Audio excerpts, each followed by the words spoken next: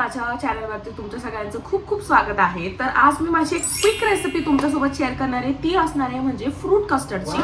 तर ते बनवणं खूप जास्त इझी आणि खूप जास्त सिंपल आहे आणि त्याच्यासाठी खूप कमी इन्ग्रेडियंट्स लागतात. तर सगळ्यात पहिलं लागतं तुम्हाला फळ. आता माझ्याकडे 3च प्रकारचे फळ आहेत, तर तुम्हाला दाखवते. 1-2 फळ जरी असली तरी खूप काम होतं, एक फळ जरी असलं तरी काम होऊन जाईल. तर माझ्याकडे आता डाळिंब आहे, त्याच्यानंतर ही केळी आणि हे द्राक्ष आहे ते माझ्याकडे. आता मी ते पाण्यात भिजत घातले. तर सगळ्यात पहिले काय करते, तर मी सगळ्यात पहिले हे फ्रूट आधी बारीक बारीक कट करून घेते. ओके, तर आता इथे मी कढई ठेवली आहे. तर मी सगळ्यात पहिले कढईत दूध टाकून घेईल. तर उकळी येऊपर्यंत आपल्याला थांबायचं आहे. गॅस जो आहे तो लो फ्लेम वरतीच ठेवायचा आहे, फुल करू नका. आणि तुम्ही बघू शकता इकडे आता दुधाला मस्त पैकी उकळी फुटली आहे. तर आपण त्याच्यात आता साखर टाकायची आहे. मी दोन चमचे साखर ऍड करतेय. 1 आणि 2 चमचे साखर आय थिंक इनफ स्वीटसाठी. तुम्हाला जेवढी पाहिजे असेल, जेवढं स्वीट तुम्हाला हवं असेल तेवढंच. पण आता पुन्हा एकदा थोडीशी उकळी फुटू देऊया याला.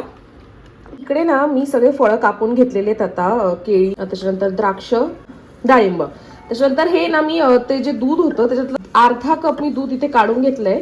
तर ते मी घेतली आहे पीकची कस्टर्ड पावडर. तर आपण आता 2 चमचे कस्टर्ड पावडर या दुधात टाकून मिक्स करून, मी 2 चमचे कस्टर्ड पावडर याच्यात टाकून घेतली. आणि आता आपण हे याची एक स्लरी तयार करून घ्यायची आहे. तुम्ही जर डायरेक्ट पावडर दुधात टाकली तर त्या दुधाच्या गठुळ्या तयार होतील आणि कस्टर्डची जी थिकनेस किंवा आपण क्रीमीनेस म्हणतो ना, ती अजिबात येणार नाही. ते कस्टर्ड पूर्ण त्याच्यात गठुळ्या तयार होऊन जातील. तर अशी एक मस्त पैकी स्लरी तयार करून घ्यायची आहे. इकडे बघू शकता दुधाला मस्त पैकी आता उकळी पण आलेली आहे. तर आता काय करायचं, ही जी स्लरी आपण तयार करून घेतली होती तर ती आता हळूहळू याच्यात ओतायची आहे. सो हे जी स्लरी आहे आता ती याच्यात ओतायची आहे. आणि हे कंटिन्युअसली 2 ते 3 मिनिटं आपण असंच मिक्स करत राहायचं आहे, जोपर्यंत त्याचा एक क्रीमीसा टेक्स्चर होत नाही तोपर्यंत. आता तुम्ही बघू शकतात याला पण उकळी आलेली आहे अशी पूर्ण. तर हे तयार कसं झालं हे कसं समजणार, तर ना चमचा असं उलटा करायचा आणि असं करायचं. आता हे बघा, हे दोघं असं मिक्स होत आहेत का, म्हणजे की आपली जी स्लरी आहे तर ती तयार आहे. तर आता गॅस बंद करून घ्यायचा आहे. आता ही जी स्लरी आहे ती आता मी ह्या बाउलमध्ये जी ती काढून घेणार आहे.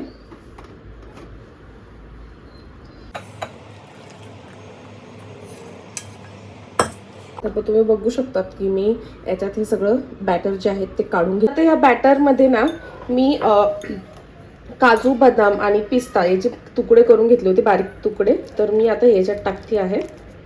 तर गरम असतानाच टाकणं प्रेफर करा, म्हणजे त्याचे जे फ्लेवर्स जे आहेत ते त्याच्यात एनहान्स होतील आणि टेस्ट अजूनच जास्त होईल. ड्रायफ्रुट्स टाकायचे नसतील तर तुम्ही स्किप सुद्धा करू शकता. आता जे मी बॅटर आहे ते आता आपण फ्रीझरमध्ये ठेवून देऊया.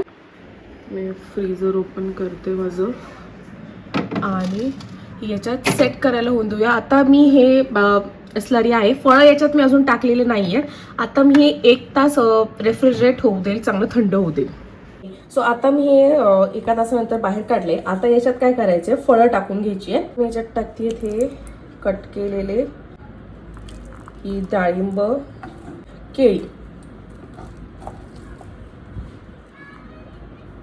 आता हे पुन्हा 1 ते 2 तासासाठी मस्त रेफ्रिजरेट करून घ्यायचंय. तर अशा प्रकारे माझं फ्रूट कस्टर्ड हे पूर्णपणे तयार आहे आणि तुम्ही त्याचा कलर आणि टेक्स्चर बघू शकतात, इतकं सुंदर झालंय ना. तर असं होतं आजच्या फ्रूट कस्टर्डची रेसिपी. खूप इझी आणि खूप सिंपल आहे बनवायला आणि खूप टेस्टी डेझर्ट हे तुम्ही सर्व करू शकता गेस्टला, तुमच्या पाहुण्यांना, फॅमिली मेंबर्सला, फ्रेंड्सला. तर नक्की ट्राय करून बघा. आणि तुम्हाला काय करायचं, माझ्या चॅनलला सबस्क्राईब करायचं. जे स्वीट्सवाले दिवाने असतील ना त्यांना हा व्हिडिओ शेअर करून द्या आणि सांगा हे फ्रूट कस्टर्ड नक्की ट्राय करा. आणि हो, भेटते पुन्हा नवीन व्हिडिओसोबत. बाय.